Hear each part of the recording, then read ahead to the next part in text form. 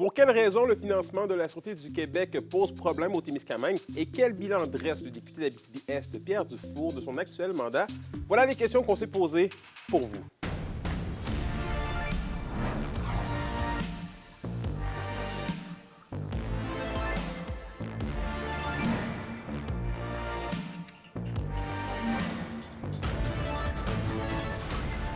Ici Anthony Dallaire et voici vos informations.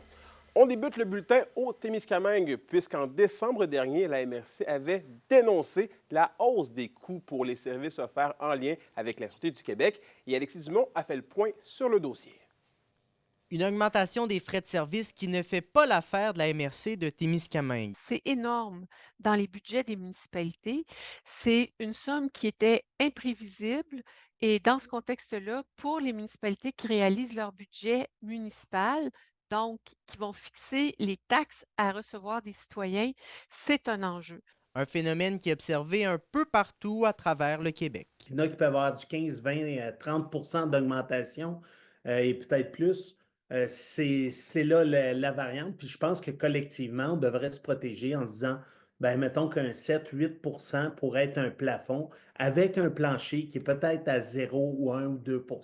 Mais pourquoi cette hausse? On avait une entente avec la Sûreté du Québec qui date d'environ de 2019, où ce qu'on avait mis un plafond et un plancher pendant cette période-là pour éviter justement ces hausses-là.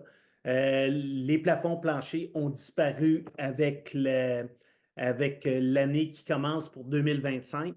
Ce qui avait été entendu en 2019, on croyait, je pense, de bonne foi des deux côtés, qu'on serait tous plutôt à un 3 d'augmentation. Là, on parle plutôt d'un 6 ce qui est le double. La préfète de la MRC de Témiscamingue, Claire Bolduc, souhaite que des mesures soient prises rapidement.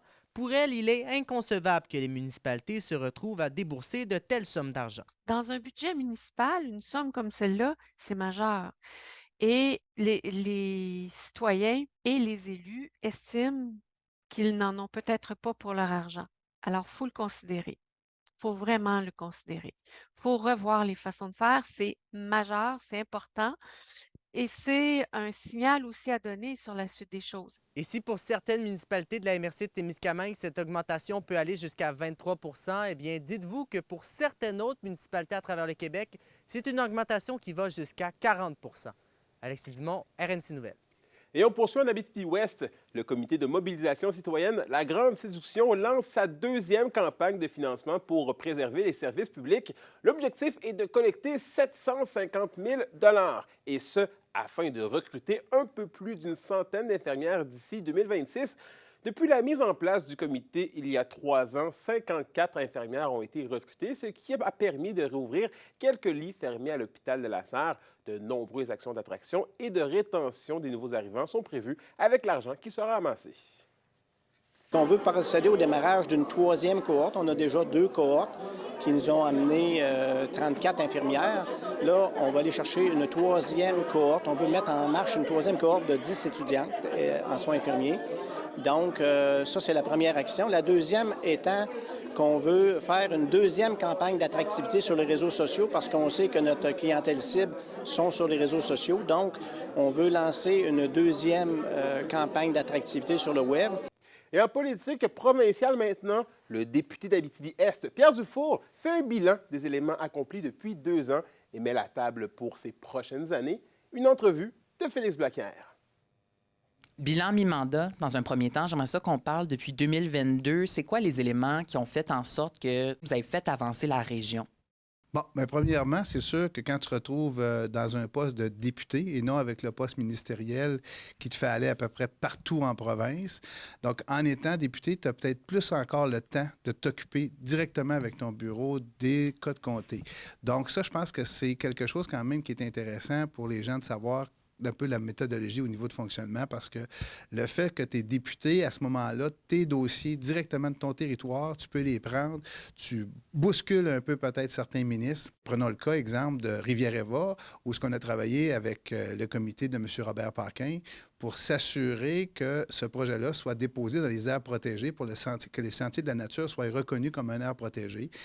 Un peu plus proche de maintenant, dans la dernière année, en 2024, qu'est-ce qui vous a occupé dans les derniers mois? Différents dossiers. Il y a des dossiers plus visibles. On l'a vu encore avec l'annonce qu'on a faite à l'Institut national des mines.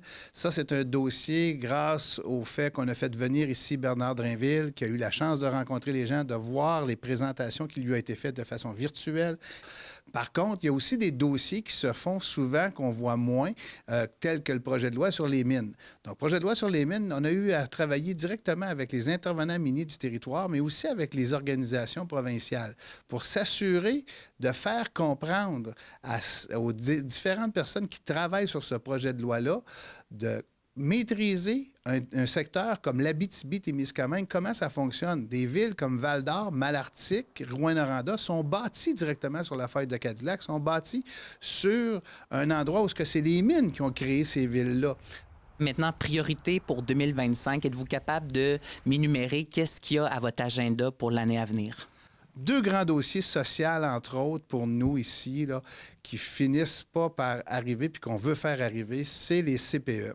En partant, on le sait qu'on a eu beaucoup de places avec le ministre Lacombe à l'époque.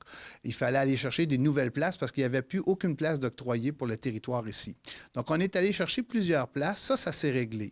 Par contre, après ça, c'est faire la construction et les aménagements pour avoir ces places-là en action. Mais ça, c'est très difficile à faire lever, puis on veut trouver les mécanismes et les manières de faire et naturellement les logements abordables. On a présentement une entreprise qui est en phase d'avoir une reconnaissance qui va peut-être lui permettre d'accélérer le processus pour être reconnu, puis ensuite de ça, avoir des sommes d'argent de différents paliers gouvernementaux pour être capable de faire justement des logements, ce qu'on appelle abordables. Donc ça, c'est les 2 gros dossiers sociaux là, pour nous qui sont vraiment importants de continuer à persévérer dans ces 2 dossiers-là. Et au culturel, il y a eu 2 versions du spectacle de son et lumière du Quartier Canada en 2024. Les gens ont pu assister au spectacle d'Halloween et celui de Noël organisé par Kim Nelson et sa famille. Pour ces 2 spectacles, c'est un montant total de 7 600 $ qui a été amassé. L'entièreté des dons servira à l'achat de boîtes à lunch remplies de collations pour la rentrée scolaire 2025. Ce don a aussi été possible grâce à plusieurs entreprises qui ont commandité des soirées en égalant, oui, les montants recueillis les soirs de représentation. Et au sport, maintenant, les Foreurs de Val-d'Or se sont inclinés hier soir 3-1 au Centre Nico-École face au Phoenix de Sherbrooke. Il s'agit d'une sortie difficile où l'exécution et le rythme n'étaient plus ou moins au rendez-vous pour les hommes de Maxime Desruisseaux qui cherchaient à signer une 3e victoire de suite pour la première fois de la saison. Dans la défaite, Noah Reinhardt aura marqué son 18e but de la saison. Les Foreurs disputeront 2 autres matchs ce week-end à domicile, samedi contre les Olympiques de Gatineau, dernier au classement général, et dimanche contre les puissants Wildcats de Moncton, qui, eux, sont au sommet du classement général. Et parlons des Huskies maintenant, puisque le Phoenix s'arrête ce soir à Rouyn-Noranda. La rencontre se déroulera à 19h à l'Arena Glencore. La Meute cherchera à poursuivre sur sa belle lancée, elle qui a gagné 4 de ses 5 derniers matchs. Cette saison, Sherbrooke a remporté les 2 duels entre les 2 formations, donc ça ne sera pas facile. Le dernier soir, la dernière victoire des Huskies face au Phoenix remonte à décembre 2023. Et à la météo de l'Abitibi-Témiscamingue pour ce soir et cette nuit, on prévoit quelques nuages pour l'Abitibi alors que le ciel sera dégagé au Témiscamingue. Les minimums seront de moins 22 degrés Celsius. Pour la journée de demain, des nuages devraient prendre forme en matinée partout dans le ciel de la région. Maximum prévu de moins 11 degrés Celsius pour l'Abitibi et de moins 9 degrés Celsius pour le Témiscamingue. Et finalement, en aperçu pour samedi, c'est des nuages avec des maximums entre moins 6 degrés Celsius et moins 7 degrés Celsius. Et voilà, c'était vos informations régionales. Merci encore une fois d'avoir été des nôtres. Nous, on se dit à demain pour la suite des choses. D'ici là, prenez soin de vous.